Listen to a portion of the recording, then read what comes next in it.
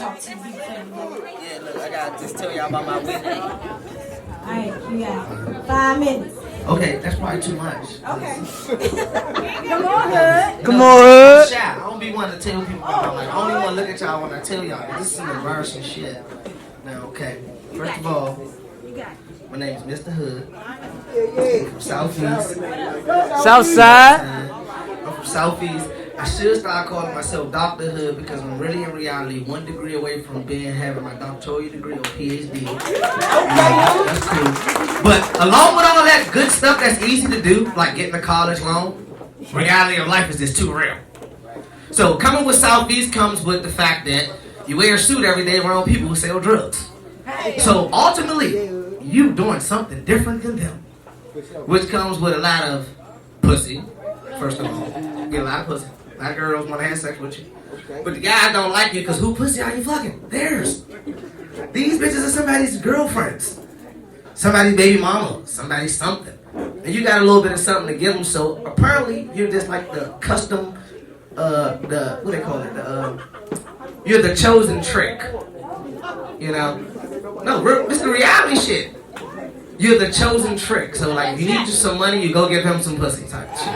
That's what goes on where I live. So with those type of rules going on, I didn't know I was being targeted like my friends who dress like gangsters. I walk through the streets and I'm being targeted by women whose mothers have been on like 5 generations of welfare. You got a different breed of people. The people in my community have taken over the community to the point that you might be dealing with 5 generations of families in one building. How you gonna argue with somebody who got 5 apartment doors to knock on and say, this nigga out here faking? You gonna get your ass whipped. Against me, Mr. Sally Mae advertisement. $163,000 owed to the federal government to finance a master's degree. The weirdest situation ever. And then given on top of that, you got girls trying to trap you. Not trap like regular trap. Like, if a girl trap, no disrespect to anyone in the room. If a girl traps a guy in a hoodie, that's pretty much a $50 trap. My first experience in child support court, they told me as a GS5 in the federal government, I owed this girl $673. I looked at this lady and said, first of all, I never met you in my life, Your Honor. How are you selling me back pussy I already got? She said, what? I said, how are you selling me back pussy I already got? She said, this dude is crazy. I said, I'm not crazy. I don't know you. You weren't there when I fucked this bitch. But you in here telling me that I owe her money and you're going to get it for her. Do you know this bitch? Do you know what this bitch did to get in my room? Do you know where I was at before I went home to meet this bitch? No, you need the story. She said, no, Mr. Hood, when you come in here, you're a number. I wasn't used to this child support situation. Walking to the courtroom, I'm sitting in front of a bunch of young black men from the streets. They walked out and gave us all numbers, didn't even know our name. This was some real slave shit. They said, you're number 1, you're number 2, you're number 3, you're number 4. I said, no, bitch, I'm DeWitt Hood. I ain't no fucking number. So then they said, why is he like getting belligerent with us? Like he's aggressive, like he's mad about something. I said, I have a fucking job. You know that bitch said, you're number 20 now.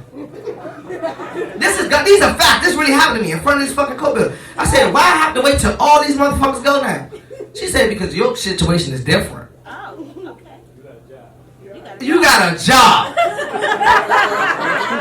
That's the wildest reality that ever hit my fucking life.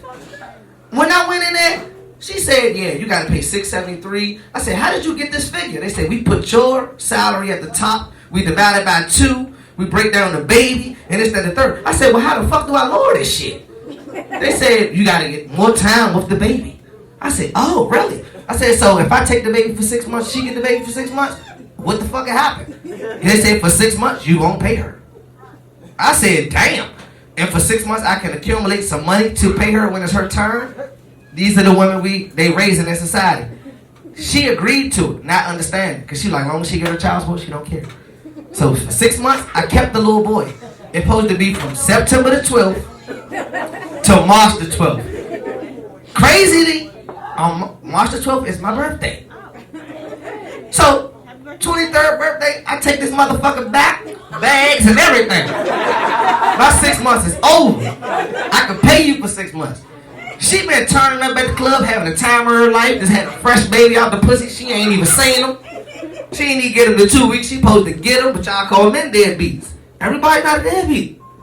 Everybody just not capable of doing what, the other man's capable of doing. Money speaks differently. Like I told you, I walk through Southeast on a different fucking Southeast. I don't get the Southeast you get.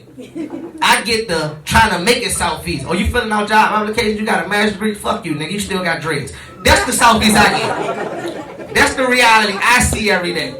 That's the hardest thing for a young black man to ever encounter is somebody that smacks you down to the ground when you're really trying. Out of all the ones that ain't trying and doing what they supposed to do, it's a one of me there. And we get the brunt of that, of that situation. We go into these federal places and they don't appreciate it, but I don't want to get away from the story. Took the baby back on my birthday. The bitch said, keep him. I said, nah, bitch, I got my whole day planned out. I had this motherfucker for 6 months. You gonna take this motherfucking baby. I got his clothes. I ain't asked you for shit for 6 months. I ain't asked for no child support, nothing. I didn't agree to pay you. They said, you want her to pay you for 6 months? I said, that bitch ain't give me no $50. I don't want no $50. I get $50 from my sister. The fuck is $50? Keep your $50. I just want her to take this baby.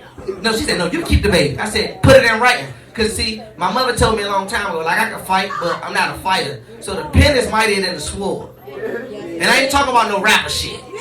I'm talking about transactions. Shit that matter. Oh, you don't like me? Put it in writing. So if you do something to me, I'm gonna sue you, bitch. Real life. Like, kill, put it in writing. So, told her ass, put it in writing. She really signed the document. I went back to these white people she involved with our child and said, that girl don't want the baby. Could you put that in writing for me? He wrote the white version of society. When you involve these white people in black situations, this is what you get. He wrote up, this young lady has no parental custody or, so it's parental custody, legal and physical. So legal is like if our child get hit by a car in his parking lot and he's on life support, like he's fucking about to die. This bitch can walk in the room and tell him, keep him on life support. I could come in here and say, man, fuck that nigga. I ain't want him anyway. My word override hers because she put these crackers in our business. This is what these young black women are doing when they take niggas for child support, but they taking dumb, no disrespect. It's a difference between a nigga, it's a difference between a black man, it's categories, it really is. When you take a nigger somewhere, you get nigger responses. Niggas come back with like aggression. How you gonna talk to a judge?